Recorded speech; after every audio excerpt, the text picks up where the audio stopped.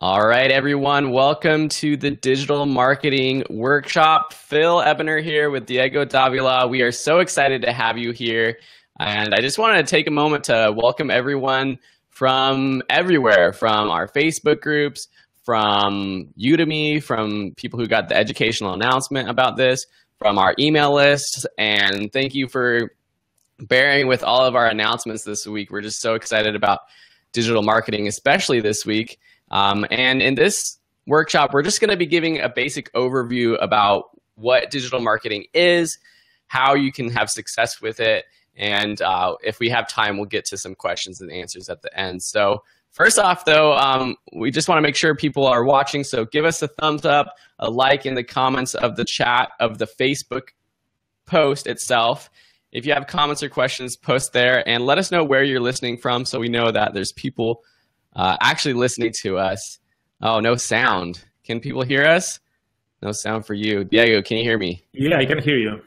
Okay, make sure the sound's on. Okay, Alexi says sound is fine. Maybe refresh, turn on the audio.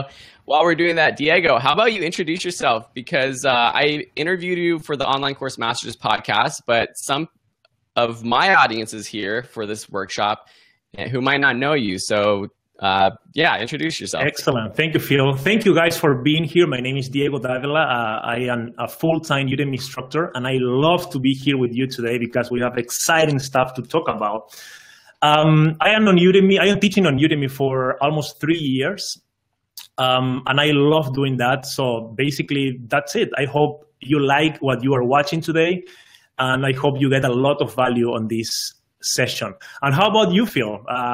Introduce yourself to my audience. I mean, everybody knows you already, but I mean, if there is somebody that doesn't know you, you can introduce you.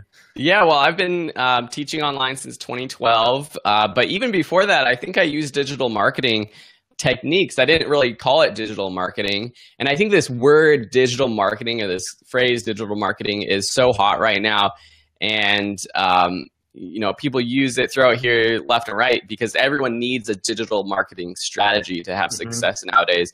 But even before I was teaching online, I was doing video production, working for companies, helping their marketing campaigns, doing a lot of online video. But even for my own personal business, I ran a wedding videography business for a couple of years, and we were doing all kinds of digital marketing online, but also what I would call non-digital marketing, like traditional word of mouth, that kind of stuff. You know, I got my coffee today. Nice. I got the Teach on Udemy mug. And I was thinking, like, this in itself is not digital marketing. This is physical product-based marketing. But the fact that I am sharing it on this live stream makes it sort of digital marketing for Udemy. So digital marketing kind of runs the gamut of all kinds of things. But I guess to wrap up my intro, I've been teaching online for 5 years now. This is my full-time thing, but I'm also trying to expand with my business to not just have online courses be the only sort of source of income, the source of revenue, but just a bigger media company, and it's all about digital marketing there. So wonderful. So I got some great questions. These comments are flying by. We got almost 50 people watching live. So thank you so much for being here. Thank you, guys. Got people from Thailand. Someone's asking if you're Spanish. Diego. I saw the question from Sajet, I think. I was born in Paraguay, so my first language is Spanish, but I am also Brazilian. My mom is from Brazil, so I live a portion of my life in Brazil and a portion in Paraguay. So I speak, like, let's say, 2 languages, Spanish and Portuguese. And that really helps with your courses and digital marketing, because you can cater to 2 or multiple groups of people and kind of reuse your content in multiple ways, which I can't do. If you are here watching and you want to ask on Spanish or Portuguese, you can go ahead and we will answer to you. Yeah. Cool. Well, I'm curious too, just to know where people are at with digital marketing. Do you guys have your own businesses? What type of businesses do you have? Are you online teachers? I know a lot of our followers are online teachers themselves. Post in the comments just what kind of business you're starting, and we'll try to tailor this sort of workshop to helping you. I know there's people that might be running their own physical business. And I think there's this kind of confusion about this whole idea of digital marketing is only for people with online businesses, but that's completely not true. Every business, I believe, needs a digital marketing strategy.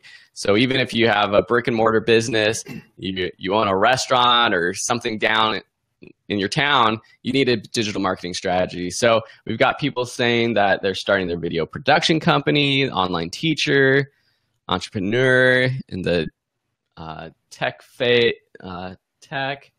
got an agency, online teacher, Facebook and Google agency. So lots of different people from all walks of life. Cool. Well, we're excited to have you here. And there's lots of people who probably haven't started a business yet. Exactly, yes. Yeah. Looking to differentiate myself through the digital space. Yes. Web designer. Perfect. Dog training. Like, that's perfect. Like, being a dog trainer. And if you're looking to grow your business, I'm actually in the process of looking for adopting a dog. And we're looking at all of the local shelters, but we're also looking at rescue groups. And the rescue groups that have the nice Facebook page, that have the nice website that's easy to use, that put out videos on YouTube. These are the groups that I'm like more interested and drawn to because it's just more professional. Not that the other groups are worse, but it's obviously calling out to me, and I think they're more successful. There's a lot more people adopting animals from these rescue groups that have a better digital marketing presence. So it's important for any type of person. So Diego, I'm going to launch this question at you. Let's just lay out the groundwork and talk about what is digital marketing? What does that even mean? We've talked a little bit about it, but what is it basically? Well, digital marketing is a group of tools and online tools that we can use in order to grow any business online. That's the basic definition. So what does it specifically? We have social media marketing, we have websites, we have content marketing, podcasts, different platforms. So all these platforms that you can use today, and we have available today, most of them 100% free, we can use in order to create the digital marketing for you and for your company. And not only for your business. Let's say you have you work by yourself, you're a designer, a photographer, and you have a small company that you are a one-person company, let's say. Even with that, you can promote yourself, you can promote your name, your brand, your services. It's not only for products. We can apply that for services.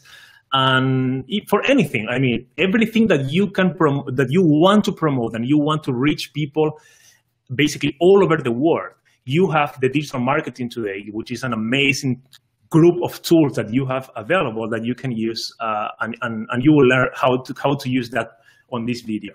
Yeah, hopefully we have time. I don't know. Yeah. Well, we're kind of laying the groundwork, but basically, I put it into a few buckets: content marketing, social media marketing, which kind of crosses the line between content marketing, and then paid marketing, which is also using your content and social media profile sometimes, but it's more of a traditional form of marketing. What I love about digital marketing and specifically content marketing is that we can do it, and how we actually do it is by giving, by telling stories, by entertaining. And instead of just selling, I've built my entire business just based off of being able to make tutorials on YouTube and write blog articles that actually help people. And so it's not just me telling people, hey, I have this course, I have this tutorial, and you have to pay for it to access it. All I have to do is help people and serve people, and eventually, using tools like email marketing, which is actually another bucket, I would say, but an email funnel, opt-in forms, those kinds of things to direct people to our products. We can just give and have a good business that way. And everything start giving, Phil. That is good that you said that, man, because basically the initial step that you want to do with your target audience is adding value initially, because at the beginning they don't know you. They probably don't know your brand, your company, or the service you provide. So the first step is to offer something for free to them. And by doing that, you are establishing that relationship with your potential customers. And after that, after a few steps, they will be ready to buy from you or to buy your products, your services. So that giving for free initially, that's very, very important. And also, as I know that you believe that, Phil, too. The more we give, the more we receive. So that's one of the rules of life, right? Yeah, and especially with content marketing, when you're putting out blog articles, when you're putting out YouTube videos, I didn't come up with this, but I've learned that when you feel like you're giving away too much for free, it's a good position to be in. It's actually the right position to be in. You shouldn't feel like you're holding back content or strategies or the secrets. I personally think that you give all of that away, and you might have some extra kinds of things that you sell, but the more you give away, people are going to just latch on to you and your brand and your business. And if you're giving all that great content away for free, then it's like, wow, what could they be possibly giving in their paid products or services? Yes. And that's how you sell. So kind of that's what digital marketing is. The next question is, how can digital marketing help you? And we kind of answered that already, but I think for me, it's basically this idea of not having to sell all the time. It obviously grows your business. With content marketing specifically, I think of content, the content that I create is our blog articles and YouTube videos mostly, and podcasts now for my other sort of brand. And these are content that lives online for a long time. And so unlike a Facebook ad that, I pay for and it lives online for a day or two or however long I'm paying for it, I can write a blog article, I could post a YouTube video. Yes. And it could live there for years. And if it's evergreen content that someone is going to be searching for years, then it potentially could, bring people to my audience for years and drive people to my website. And we have to use the tools that the platforms give us to drive people back to our own, I guess, list. And I guess that's kind of like a good transition to email marketing. And how does content and email marketing kind of work together? Diego, I'll throw that at you. So email marketing and content marketing, these two things are very related, because one of the most important assets we have on the digital marketing, guys, on your online business, or even if you have an offline business, is your email list.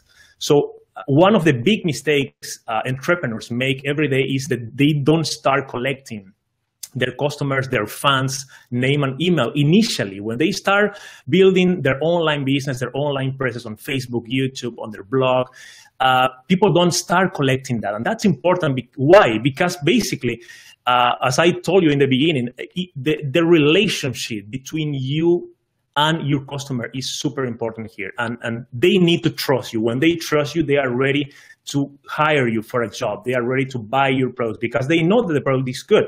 If we are buying on a smartphone today, probably me personally, I don't know you, this is a little bit controversial, but I would choose probably an Apple phone or a Galaxy phone because I trust these two companies. I know that they produce amazing products, So the email list is a great way to have this database and to establish this relationship that you need with your customer.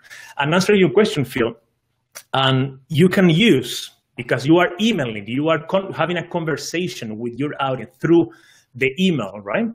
The email sequence that you have, you can use that also to promote your content. So if you have a new video, for example, or you have a new product on your company that you are creating, you can email them and say, hey guys, here we are creating this great product and we think this will help you in this way. This will change your life, or this will improve this part of your business, let's say, in this way. So you can use this channel, the email marketing channel, as a tool to promote the content that you are creating, and also new products, new services, or the content that you already have. Because if you already have posts that are ranking on Google and are there, and you see on the analytics that people are accessing and are using, are finding that organically, you can use that too to promote your audience, because you know that people really like that. So you can copy that, write a great email for them, and just email to your audience, and you will drive a lot of traffic to your website, for example. So that's one way to use it. And I'm thinking about these buckets that we're kind of setting up. We've got the content bucket, we've got, I guess, email marketing bucket, the social media marketing bucket, and the paid marketing bucket. And that's how I see it. Content is like the stuff you create, and then the way that you send it out to the world and tell people is through email, and then also through social media. You know, there's one caveat with social media nowadays. On Facebook, you can host your content. Some people might say creating content on, you know, Twitter, putting up Twitter tweets is actual content. And that's true. You can do that. But for me, at least, I use these social media as a way to, you know, tell the world about the other content that I have, to tell them about the products I have. And then paid marketing is kind of the lever that we can pull to increase the rate at which people see our content, if we have a budget for it. You know, it's easy to get our videos in front of thousands of people if we have money to pay for YouTube ads. And that's something that I sometimes do with some of my videos, not only promotional videos for content like ads, but actual content, like real valuable content. I'll pay, you know, $100 for YouTube ads, and that video will then get, you know, a few thousand views, maybe depending on the audience I'm sending it to, 10, 20,000 views. And that helps it rank in the search engines, and that gives it a little boost so that it has a little bit of a longer life. It increases the SEO ranking. And when I stop paying for the ads, it still serves a little bit better. So we had a question that just popped up from Alka. Let me bring that up. So would you say there's no need to do Facebook ads for a beginner? And I bring this up just because we're talking about using email marketing, and I don't want to get people, you know, worried about, we're not anti-ads. So the question is, would you say there's no need to do Facebook ads for a beginner? I'm making videos for my content on a regular basis. I'm hosting an online event in September debating on Facebook ads. Any advice? That's Diego, a great question. You're the Facebook ad master. I've done a little bit of Facebook ads. The reason why we've come together for this training for our class that we put out was that Diego is the social media Facebook ad master. I do more of the content. I'm not going to call myself a master, but you are a master, man. I do more of the content marketing. From my perspective, it's a difficult question because it's an event that's coming up soon. And so it's, you know, if you want to pull that lever, if you don't have an audience already, Facebook ads might be a great way to do that, to get it in front of a lot of people if you don't already have the audience. In the long run, you know, content marketing might be better, and just kind of putting out a lot of great content, building up an organic Facebook group or something related to your idea or your business. But not just what is Facebook ads a good option, but if they do decide to do a Facebook ads, how would Alka have a lot of success with that? That's a great question, Alka. Well, everything depends on your goal specifically. If the big advantage we have now, guys, and Alka, is that before Facebook, let's talk about Facebook specifically. When we talk about Facebook, we can mirror all the other social media platforms, because almost every social media platform today have an ad service that you can pay and you can promote to people specifically on your target audience, and you can reach people like basically all over the world, right? So my suggestion for people that are starting from scratch, let's say you are starting, you don't have an audience, and you create your first Facebook page, for example, and you want to start creating. Before Facebook, we didn't have an option. We need to wait for the content to grow organically on, let's say, Google or maybe another channels, and people will find you in some way, let's say. Right now, we have the option to invest a little bit of money initially on Facebook ads, and start creating that audience, start engaging your audience, start reaching people that are interested in what you have, Alka, on your product, your services, everything that you have to offer. You can target very specifically on Facebook right now. We have these tools. So what I suggest to people that want to invest a little bit on ads to create this initial target audience, this initial movement on your Facebook page, on your audience, is to invest around $5 to $10 a day, for example. You can invest less if you want, like $3 a day, or you can do a test for a week, let's say $10 a day for a week, and see how it goes. And you promote your Facebook page. That's one option. You can promote, first create, of course, some content on the page. So when people go there, people will see the content and they will say, yes, I love this. Let me like this page. That's one option. Another option is to create a great post, a great post on your Facebook page. Also, you already created some content, so people will find more content about you. And you create one post and you boost that post to your target audience. So you are offering a solution for a specific pain point that your audience have. So you are saying, I will solve this issue with my product or with my services. Here is the video, here is the link, or you can offer something for free, which is even more powerful. You can drive them to a landing page because you are already paying ads, collect their name and email, start building your customer base. And Diego froze. Oh no, Diego froze. But I think what he was saying is great advice. And I think what he's talking about is using Facebook ads to grow your own email list is sort of the next kind of step. You mentioned that you have 20 speakers, and if those people are willing to promote your event for you, that's might be all the sort of marketing you need. So if we have time, we'll get to more of your questions. But I kind of want to talk about this next step we answered what is digital marketing. Oh, Diego's back. Yeah, I'm here. Hey, Diego. So I wasn't here? No, we lost you for like. Oh man. Okay. So what you want to wrap up? I was just kind of wrapping up what you were talking about with Alka about Facebook ads to grow your email list. Okay. So did you get the part where I said that we can drive people to your email list? Yeah, we just heard that part. Okay. So with that, I probably feel you already wrapped that out, right? With that, you can have your initial customers, the database of your customer, which is super important. And from then, you can start creating that audience and growing that audience. Yeah, I think so. So if you have more questions, Alka, but what I was saying, she has 20 other speakers who are attending the event, and they might promote it themselves. And so getting that more word of mouth marketing, they're going to have their own audiences. And that's one way as startups, if you are looking to grow your email list and your following in the beginning, whether it's on your own website, it's a YouTube channel, it's a podcast, one of the best ways to grow quickly is by working with other people who already have an audience. I get this question all the time from other online teachers who are just starting out saying, how can I grow my YouTube channel to 1,000 subscribers? How can I get more people aware of me quickly? Because everyone wants to do it quickly. Yes. If you're just doing it by yourself and you're just creating content, it's going to take a while. It's taken me 5 years to get to where I am today. And if I did things right, actually, the first time I probably would be a lot further than I am now. But one of the things that has sort of expedited that was working with other people and collaborating just so you're introduced to a new audience. So yeah, that's a great way, Phil. And you have a lot of projects that you did with other people, right? Like courses, videos. Yeah, lots of courses, YouTube video collaborations, and then, of course, the podcast, interviewing other people. So we answered sort of what is digital marketing. We talked about why it's important, how it could help you. And then this kind of final question we're going to tackle is like, how do you actually do it? How do you have success with digital marketing? And for me, this comes back to the idea of a marketing funnel.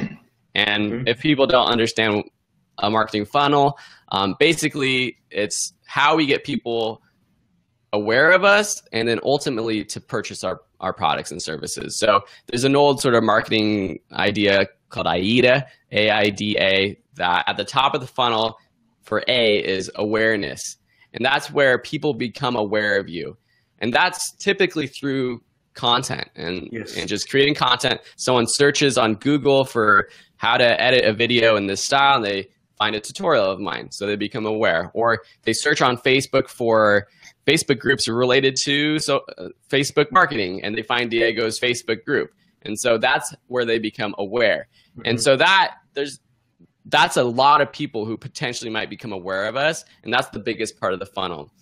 The next step of the funnel is interest, and that's where people, after they know us, they might click around our website, they might go to another podcast episode of ours, they might see that we're doing other content, or maybe they know that we know about video editing, and they're like, oh, well, I have this other question about video editing. Let me see if he has other content about this. And so they're building that interest in us and in our other content that we're actually putting out. That's a little bit smaller group of the funnel. The next is desire. And whether this is for a product or a service, or just a desire for a free ebook or something you have to offer, this is where they're really moving from this is interesting, I like this guy or girl's content, to I want that person's content. And like I said, it doesn't necessarily have to be a paid product. This could just be, I want to attend this person's workshop. I want to go to this person's dog training session, or I want to watch this person's free dog training session. And then the last part of the funnel is action, and that's where you give them a way to take action. So it could be, if it is a product, it could be, hey, click this button, and this is how you sign up for my dog training session. And I'm using the dog training because I think it's a perfect example of sort of a live in-person business that you can use digital marketing for. But even if it's an online ad agency, click this, sign up here, and we'll get on a Skype call to talk about, next steps. Or a PayPal button that's here, click this button and buy our 100-page PDF guide, or whatever it is. It's giving them the option to take action. Or it could be something free. It could be sign up for my email list, and you're giving them the option. But it's this funnel working people through, and at the end you have fewer people. It doesn't grow, it's getting smaller. But that's the whole idea that you have to keep in mind. How are you working people through that funnel? And whenever you wake up and you're thinking about what I should be doing with my business, think about, okay, what part of the funnel is this helping? Is what I'm doing today, is this blog article I'm writing today helping people become aware of me? Is it a blog article that's promoting a new piece of product? And does it have a call to action? So is it more part of that action phase?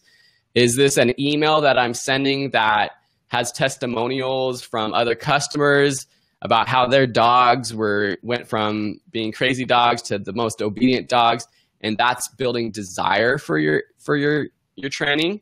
Think of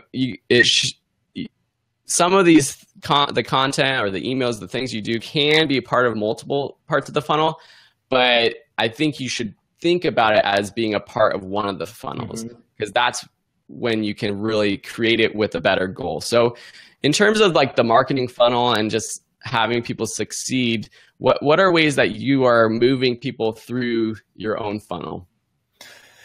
Through email marketing and content creation. So basically, I love that you talk about that, Phil, about the funnel, because one of the mistakes that people make, especially on creating ads on Facebook, on YouTube, or any channel, is that people drive the new customer, like cold traffic, people that don't know you and don't know your business, people drive them straight to the action phase. So they jump the whole funnel instead of putting on the top of the funnel and following with messages, with videos, adding value before you ask for the sale at the end. People drive them straight to the sale.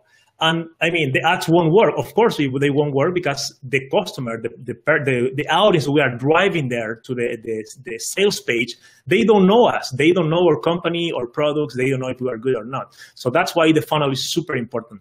And one thing, Phil, one tip that I can give in order to, if you are starting with digital marketing and you want to succeed, we have a lot of tools today on the market. I mean, it's overwhelming. If we will start, thinking about the email marketing, the social media, the ads, oh my God, where do I start? And you need to create content, work, and, it's crazy. So my suggestion is to find one or maximum two channels where you will start building your audience. So if you say Facebook and YouTube, that's fine. Let's start Facebook and YouTube. You create YouTube videos very regularly, once a week or more if you can. And you start posting that on Facebook. You can post your YouTube videos on Facebook and do the same the other way. So find two platforms that you can start working and work very hard on them. I mean, work very consistently, create new posts, new videos, do Facebook Live, YouTube Live for your audience, and you will see that your audience will slowly at the beginning start growing, but after a few days, after a few weeks, maybe after a few months, it will grow and grow and grow. And there is a point, guys, that I always said, when your audience is growing and growing and growing, start to grow, like, let's say, exponentially. And when you are very consistent with your content, one of the important things here is to be consistent and create great quality content. Yeah, no, I think that's so important. I think a lot of people see other brands and they look at like the big brands, you know, Apple, Coca-Cola, and they see them on every marketing channel and every social media platform. Well, they have a whole teams for all these different channels. And so when you're starting out, focusing on one is a good idea. There's tools that you can use to automate things. Like, for example, I am so bad at Twitter. I do not use Twitter, but I have it automated. So when I post a YouTube video or when I post a new blog article, it gets posted on Twitter so that people who are on Twitter, because I know there's some people that aren't on YouTube, aren't on Facebook, and they're just on Twitter all day, so that people like that might see my content and then eventually will come to my website. But I think that's great advice to kind of focus on just one area. Man, we've been doing this for a half hour. I feel like we've kind of been all over the place, but I hope that we've kind of laid out the groundwork for what digital marketing is and how it can help you. We're going to stick around for a little bit to answer some quick questions. We got maybe 10, 15 minutes to stick around. So post your questions. We got a couple popping up, I see, that are good. So, and let us know if there's things that, like, big questions about digital marketing that you're still stuck on and you're needing help with, or if you're unsure whether digital marketing is right for you. And we'll try to get to them right now before we go. We're actually going at the top of the hour. We're doing an exclusive live Q&A with people who joined our masterclass. You probably saw, if you're on Udemy, our promotion yesterday, which we're so excited about. The class has gotten a lot of people in it, and we're super excited. And at the top of the hour, we're going to be chatting with those people. So, Diego, you see any good questions that we need to answer? James is asking one. Can you put in the screen the second question there? Yep. Okay, let me see here. 1 second. James, I have a drip campaign that presents offers after 4 emails, after giving away some great video content, but no sales of my course after 100 people going through the campaign. What else might you try? Oh, that's a good question. That's a great question. The first thing is, James, how are you driving people to your landing page? Are you doing Facebook ads or anything else? If you can comment there, that information. And also one thing, I mean, if you are doing ads, one thing that you can try is to change your target audience, because people are going, I mean, if you are driving for an ad, people are taking action because you already have 100 people going through your sequence. That's great. Great job. But looks like for some reason, the sequence is not converting well. What you can do maybe is try to change increase the number of contacts that you have with your audience. So instead of having 4 emails, you can add more emails with video content. Maybe you can change the delivery that you have. You can change the copy on your emails maybe. So there are different things that you can try. My suggestion, and I would love to hear Phil's point of view on that, because he's a very good writing. So where I was. I'm also wondering, how much is he charging? One thing, I just got back from Udemy Live, and I had this great conversation. We both had a great conversation with one of the Udemy staff who is an expert at marketing. And, you know, as teachers, we always complain about the pricing model, and, you know, Udemy charges so low for our courses. We could charge hundreds of dollars for these courses that we're putting out. And it's probably true that we could target specific people who would pay that much. But when you're targeting cold traffic, when you're targeting people on social media, when you're targeting people on YouTube, these are people that are looking for free content. And so even, I see James, you're saying $20. What I've realized is even $20 is a lot for someone who signs up for an email list and is going through an automated sequence. So I've actually recently switched all of my courses on my own website are now $15. And if you're a part of my inside circle, if you get my promo messages, if you get my emails, I'm probably going to start promoting for less than $15. With our latest course, we promoted for $10. Basically, just to give it away to as many people as possible, but also because the people that we're serving, that's the price that they're willing to pay for an online course. So of course, this depends on the business. You know, for a live dog training session, you're not going to want to charge $10 because it's a lot more work. But if you're creating a dog training online course, then, you know, maybe having a lower price might work. So I would try playing around with pricing, James, just to see, you know, if you drop the price to $15 and you start making sales, then it might be worth it to just keep that price dropped. So let's get to another question. I know there were a couple down below. I think Seth Estrada had asked a while ago, at what revenue level should a startup be using paid placement for their social media posts? I'm guessing it's me like promoting social media posts. Is that right, Seth or Diego? Yes. That's a great question, Seth, and thank you for sending that. I mean, there's not a rule that I cannot say you, okay, you need to wait until you have this money in order to start paying for traffic. I believe that we can start paying for traffic from the beginning. Why? Because you can start very low. You don't need to invest a lot of money on that. And it's up to you. You can decide how much to invest and how many days you want to run your ads.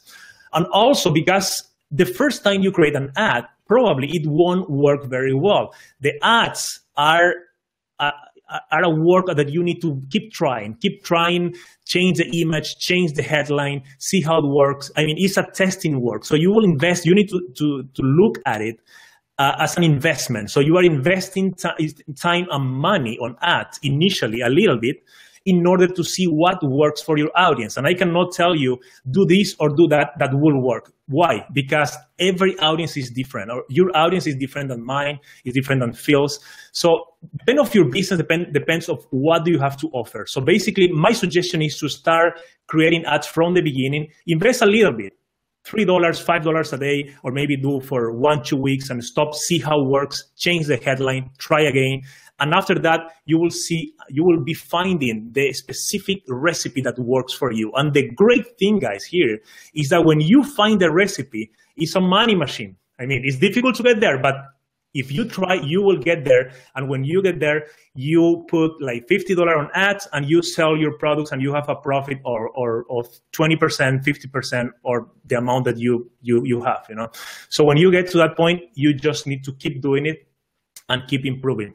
But in the beginning, of course, won't work as we expect, and we need to try it until we find the perfect recipe for your audience. Yeah, I think it depends on the audience for sure. And I think it brings up to this next question from Justin about, is it worth it to pay for ads on Udemy, or would you only pay for ads on your own privately hosted courses? My perspective is that I remember at Udemy Live last year, the Udemy team had a session about their ads. And they talked about how much money they've spent to figure out how to be profitable with ads. And it took them a lot of money and a lot of people trying that out. And that's just like we talked about before, sending cold traffic basically to our courses. And now retargeting, which is a whole nother thing that we haven't really talked about. But personally, I would say that it's much more beneficial if you're going to pay for ads to direct them back to your content, to a landing page where you can have an opt-in where they can sign up for your email list, so that you can start to warm them up that way. Because even your email list is going to be your highest converting audience anyways, compared to social media or ads. And so growing that email list, I think, is the most important thing. And so if you're boosting your posts, boosting or doing ads, definitely direct it back to content that will lead them into that awareness and then interest part of the funnel. That's a great advice, Phil. And you can also, Justin, thank you for your question. As Phil suggested, you can drive people to a landing page, because if you drive directly to Udemy, that's great. I mean, some people will buy, especially if people already know you. So if you are promoting to people that already like your page, or people that are in your Facebook group that are your current students, that's great. If not, if it's cold traffic, what Phil said, I love that, is driving people to a landing page. You get their name and email, and you establish a relationship with them, and after that you send them your Udemy coupon, and the conversions will go way higher than just, that's the same example we gave at the beginning when we have the funnel and we have the ad, and we are driving, instead of putting through the funnel, we are driving people straight to the sale. You know, if you are driving people to the Udemy sale, the Udemy page, you will go straight to the sale. So it's up to you. I think it would be better to go through the funnel. There's this other side of the argument, though, that says that Udemy does retarget basically everyone who goes to a landing page and doesn't purchase.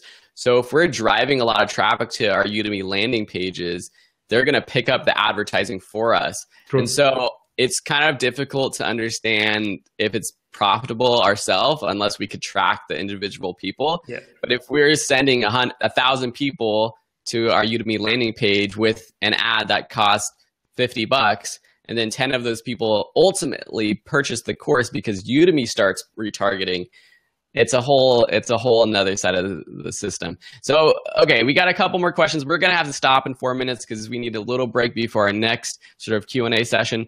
One quick question was how are we doing this live setup? We're using BeLive.tv.